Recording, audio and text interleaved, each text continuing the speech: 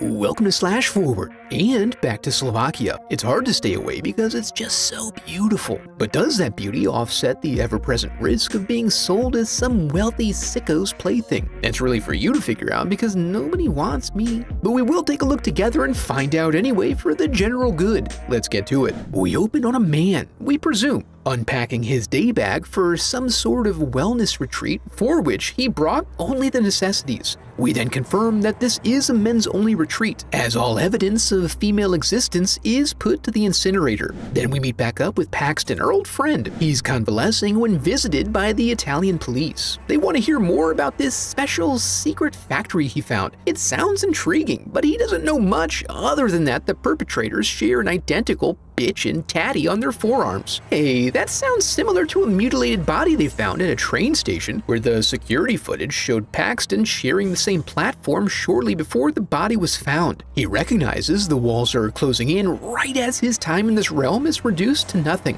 JK, 'twas all a dream, you see. He hops up to grab his meds, and we learn that he's kept his mouth shut this whole time for safety purposes. You don't get it. These people are tied into everyone. His dream confirmed it. If you could have seen it, you'd understand. It's dangerous for anyone in the world to know where they're located, which she finds exhausting. Stephanie wakes up the next morning to a lunatic pruning a small tree with a chainsaw. Then she heads downstairs to see what Paxton's up to and finds him feeding the cat. We're then taken on a motorbike tour of Italy as a courier carefully delivers a box to a man and two dogs. Elsewhere, Lorna, Whitney, and Beth are finding themselves in art class, soaking in the folds and creases of the genitalia presented to them. Once they've gotten their fill, it's Excel's turn to amaze and astound with her posing skills. She pegs Beth as a true artist, wanting to get her little peepers on that portrait. And she's kinda right, but try as she might, she cannot get her to accept payment for her art in the form of slipping away for a drink. But she's not done pursuing her yet, we can tell. As they prepare to depart for Prague, Beth rejects Daddy's offer for a resi at the Four Seasons, as that would not be consistent with the typical college backpacker's experience. Instead, they hit the rails and pick up a homesick Lorna along the way. And she's a bit bookish, so it's easy to get some time away by simply going to have some fun. On the way out, they cross paths with a true romantic who sees Lorna for who she truly is. And it's so crazy, but Beth mentioned Prague, and now here Excel is sending them drinks. Whitney quickly locates the party drug hookup, but all of his inventory is back at his car. They discover you can pay extra for a themed room, and theirs is set up like a back alley, since they enjoy drugs. This isn't really their scene, but he wants to be their dealer so bad. Things escalate as neither side really gets what they want, but if he expected to trade drugs for sex, he really should have had his drugs at the ready. The ladies are referred to in vulgar terms, which Beth's pride will not tolerate, so they take their leave. When they return, Lorna has been relieved of her iPod. Whitney goes to report it, but the boys are on the prowl and they're looking to get rowdy. So naturally, as soon as their door rattles, they answer immediately. It luckily happens to be Excel with an iPod she picked up off the strange man who left their car moments ago. Now she's in solid with the ladies, and they all celebrate this small victory in their own ways. That night, during girl talk, Excel reveals her plan to travel on to Slovakia for a soothing spa day, and she really makes the natural hot springs sound alluring. Plus, in their words, it'll get them away from all these sleazy Italians. She leads them to the local lodgings where they can always make room for exotic Americans. The front desk turd seems to have come to terms with his sinister side recently, and while the girls have their girl time, he slinks down to the restricted area where he processes their documents in a menacing fashion. With their arrival comes an extremely competitive bidding war between a variety of these wealthy tubs of goo. The bidding ends with Todd, because of course it's Todd. Then your boy calls his boy Stu to let him know that it's going down for real, and he gets rock hard.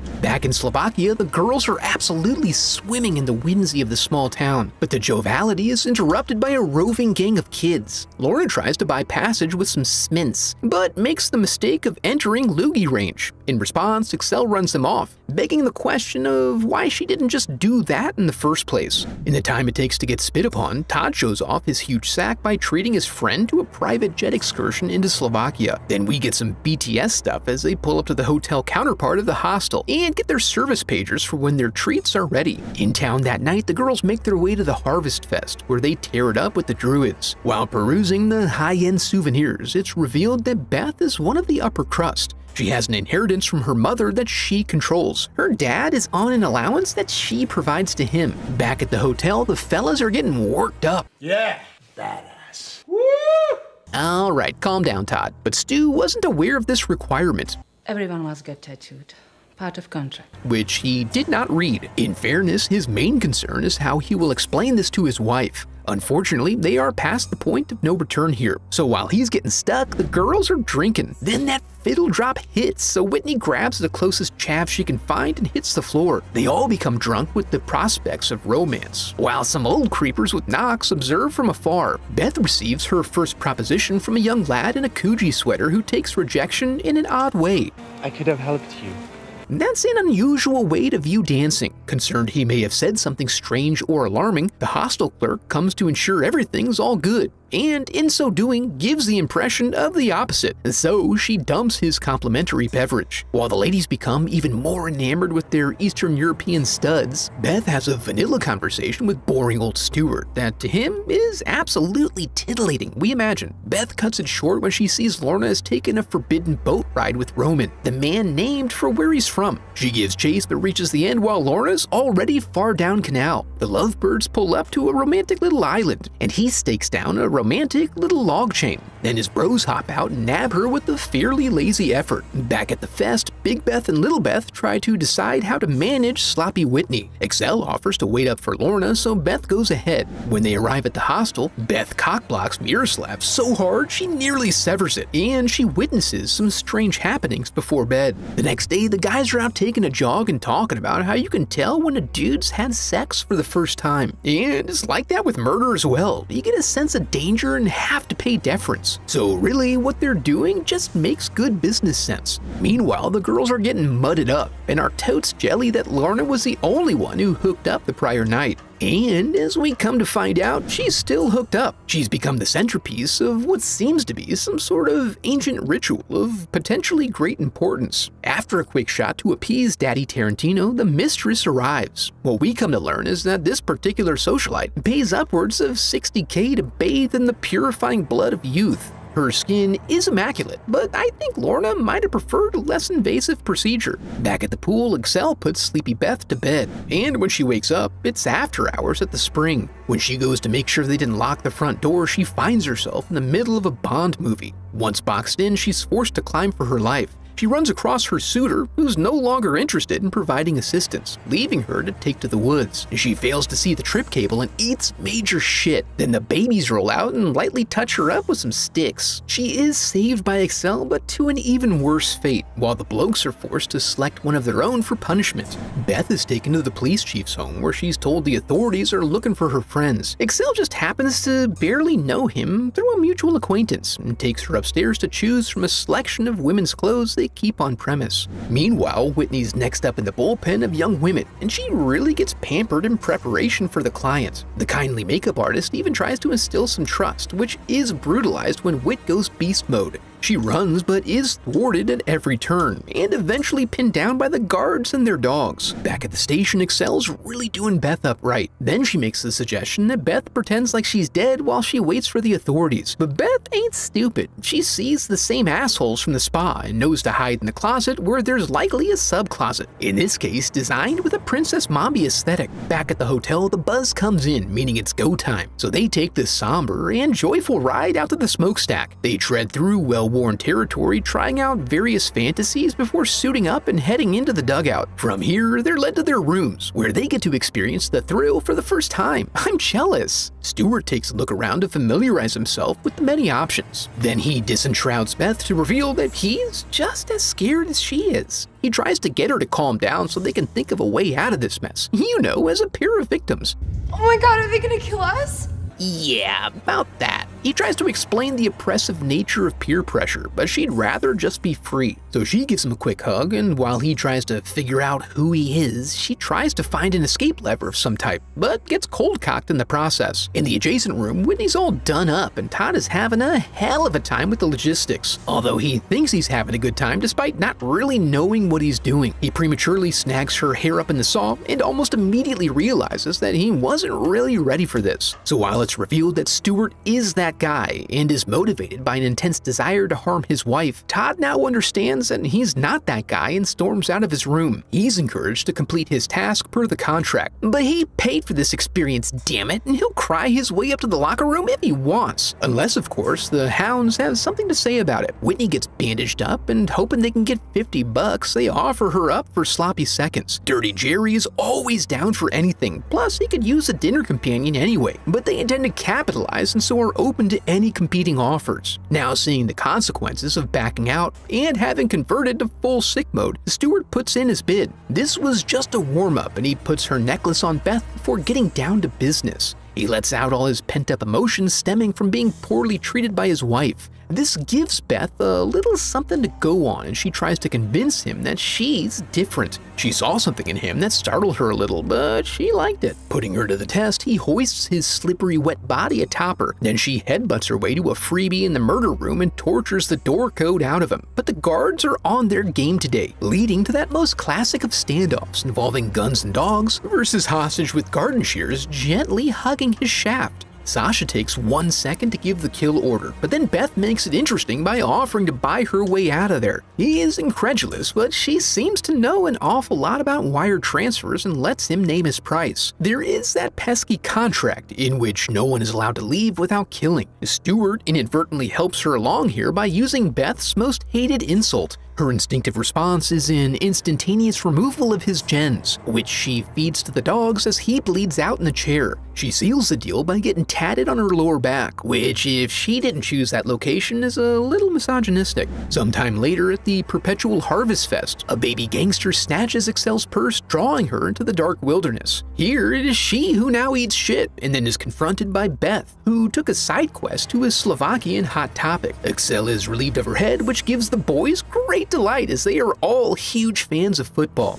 As I let this one settle into my brain afterward, I have to say that I enjoyed it a great deal. And thank God they toned down the sexual content though. Mixing that all in with the violence is so confusing to my body. Anyway, just to run through and touch on a few things that were hard to elucidate in the moment. Paxton and Stephanie were at her grandmother's house. They described it as being very secluded and hard to find even when you knew where it was, so it was supposed to be fairly safe. However, Stephanie did tell her sister where they were, despite Paxton's explicit instructions to the contrary. Excel showing up at their car with the iPod was a close call, both in terms of ensuring the sequence of events was internally consistent, but also in terms of making her presence there believable from a plot perspective. Ultimately, what she said was that she saw the man coming out of the car and he tried to snatch her purse. They had a struggle and he dropped the iPod as he ran off. Later, Beth observes on her mantle a picture of her with the man, as well as a picture of Natalia and Svetlana from the first movie, but that was an Easter egg just for us. Stewart also has a close call at the Harvest Fest by calling Beth by her name. This immediately raises her hackles, but he just says that he heard one of her friends refer to her in that way. It's irrelevant because it's not used at any other point in the plot. Also, I think it's one of the forbidden words of YouTube, but Beth really didn't like being called a C-word. It's what the scumbags on the train said to set her off, and Stewart used it in exactly the same way at the end. It may not have been clear earlier, but Lorna was a bit of an outsider and was not part of the Beth Whitney friend group. She was feeling very homesick, so they brought her along to help keep her company. She was a college classmate of theirs, and they did make reference to some sort of class trip or spring break thing, which was enforced when they rejected the hotel reservation. They wanted to do what the other college kids were doing.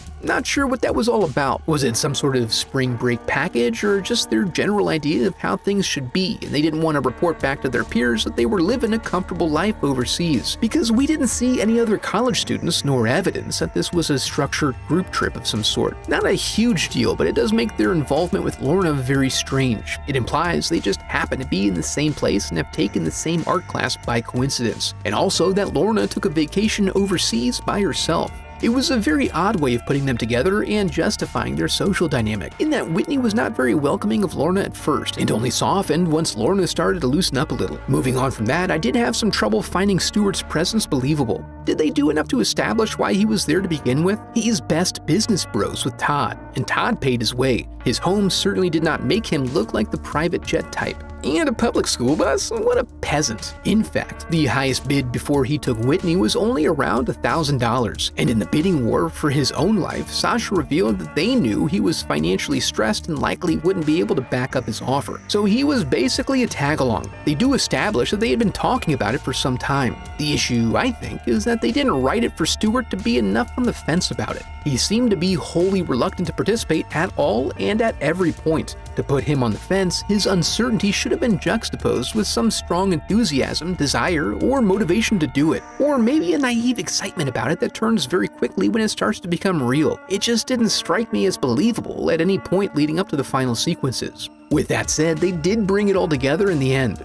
for me at least. Once we find out that Beth is the spitting image of his wife, and that he has violent fantasies starring her, it all makes a lot more sense. It also makes the turnaround between him and Todd more believable, because Todd was just there for sport. This is hinted at earlier as well, when Stu and Todd were talking about the changes you can sense when men go through these pivotal moments in life, like losing their virginity and murdering their first hostage. Todd talked specifically about how it will give them an air of danger. Others will demur in their presence, putting them in the driver's seat of various social situations. He specifically pointed out for Stewart how it would help him be the boss and make others fear him, including his wife. I thought it was strange that he would seek ways to make his family more afraid of him, but this brought all of that into perspective. And from an overall standpoint, it really brings the movie together. I think they did a good job of telling what was basically the same story, but from the opposite perspective. However, instead of just doing that and ramping things up while hitting all the same beats, this final twist really helped the film stand out and feel like it was hitting us with that new shit. It really captured my interest and worked well for me. But should you watch this? Yeah, I think you should. If you enjoyed the first one, this is a very worthy sequel. I think I would have to say it's more toned down than the original overall, but it is just as strong in terms of the story.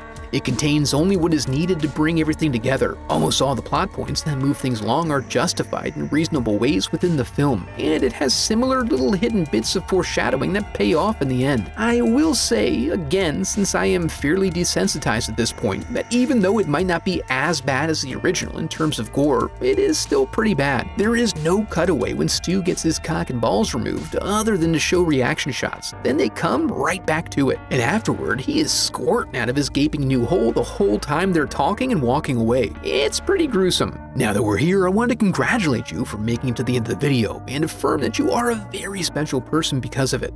Before we go, I'd like to give a huge thanks to my donors memorialized in the Hall of Headshots.